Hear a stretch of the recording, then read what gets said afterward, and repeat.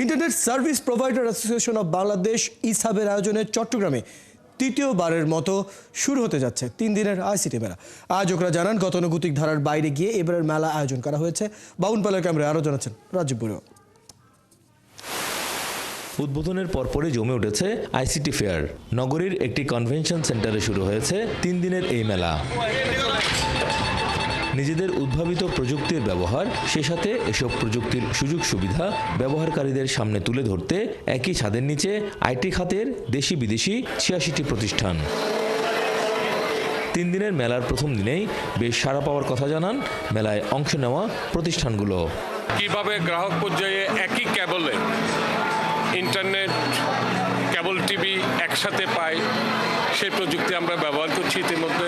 যতক্ষণ পর্যন্ত এআই ইন্টিগ্রেশনটা ঠিকভাবে না হবে বাংলাদেশে, ততক্ষণ পর্যন্ত আসলে বাংলাদেশ পরিপূর্ণভাবে ডিজিটাল হতে পারবে না। আইএসপি থেকে শুরু করে বাইরের পাবলিক যারা আছে তারাও এই মেলার সমাগম হচ্ছে, তো তারা বিষয়গুলোর সাথে পরিচিত হতে পারতেছে। আইটি খাতে এত বড় আয়োজন দেখে খুশি গ্রাহকরাও। তারা জানান একসাথে তথ্য প্রযুক্তির এত আয়োজন মেলা না হলে বোঝা যেত না। মেলাটাতে আসলাম, বুঝতে পারছি যে আসলে আমাদের এই প্রযুক্তির পেছনে আসলে কি বিষয়গুলো কাজ করছে। তো এই ধরনের ফেয়ার হলে আমাদের আসলে যে জ্ঞানের অনেক বিকাশ হয়, যার মাধ্যমে আমরা পড়ালেখার পাশাপাশি যে বাইরে একাডেমিক জ্ঞান আছে, অন্যান্য যে জ্ঞানগুলো আছে সেগুলো আমরা পেতে পারি। ভবিষ্যতে আরো সবাইকে জানানোর জন্য, উৎসাহিত করার জন্য আসলে এটা নতুন প্রজন্মকে সাহায্য জানাচ্ছে।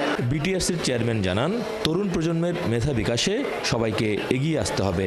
আমাদের জ্ঞান এবং ইচ্ছার কমতি নেই। আমাদের যেটা দরকার সেটা হচ্ছে একটা বড় লেভেলের প্যাট্রোনাইজেশন, বড় লেভেলের স্পন্সরশিপ দরকার। আমরা যদি সেটা দিতে পারি, আমাদের মেধার কোনো এবং উৎসাহের কোনো কমতি আমি দেখি বলে মনে হয় না। আর আয়োজকরা জানান এই আইসিটি মেলা তরুণ প্রজন্ম, প্রযুক্তি উদ্যোক্তা এবং প্রযুক্তি প্রেমীদের জন্য একটি বিশেষ মঞ্চ। হিউম্যান রাইটসের দিকে যদি আমরা কনফার্ম করতে পারি, তখন কি আর কখনো ইন্টারনেট বন্ধ করলো না কেউ। তাদের যখনই চাই, যে কোনো গভর্নমেন্ট যদি চাই, তার হাতিয়ার হিসাবে ইন্টারনেটকে ব্যবহার করতে পারলো না, কখনো এই ইন্টারনেট বন্ধ হলো না। বর্তমানে টেকনোলজি কিন্তু অন্যদিকে মুভ করছে। আপনারা জানেন সারা ওয়ার্ল্ডে আর্টিফিশিয়াল ইন্টেলিজেন্স একটা বড় ধরনের ফ্যাক্টর। সো এই টেকনোলজির যে নতুন একটা অধ্যায় শুরু হচ্ছে, এই সম্পর্কে আমাদের নতুন জেনারেশনদেরকে জানানোটাই আসলে এই মেলার মূল উদ্দেশ্য। নগরীর জিএসি কনভেনশন সেন্টারে তৃতীয়বারের মতো আয়োজিত এই মেলা আগামী 17 জানুয়ারি পর্যন্ত চলবে, সকাল 10টা থেকে রাত 9টা পর্যন্ত। রাজীব বড়ুয়া, 71, চট্টগ্রাম।